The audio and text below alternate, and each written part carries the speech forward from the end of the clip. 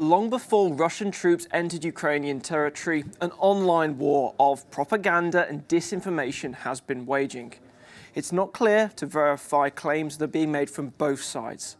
But what is clear is that networks of social media accounts are trying to manipulate the narrative. Meta, the big tech company that owns Facebook, announced on Sunday that it had removed pro-Russian groups that had used faked accounts and hacked profiles to try and dissuade people and cast doubt on the Ukrainian government. They described this network as relatively small, but they said they had tried to use various fake profiles to portray Ukraine as a failed state and as a mere pawn of the West, portraying them therefore in the words of Russian President Vladimir Putin.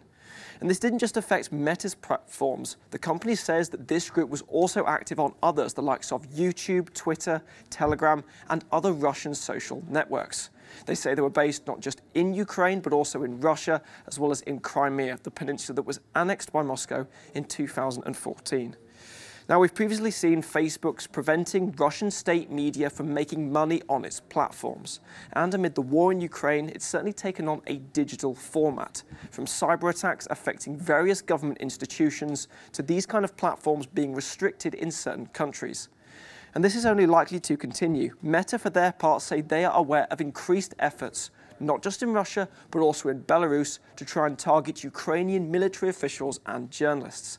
And at the same time, you have other cyber groups who say they are declaring war against the Russian government and the narrative that is being portrayed.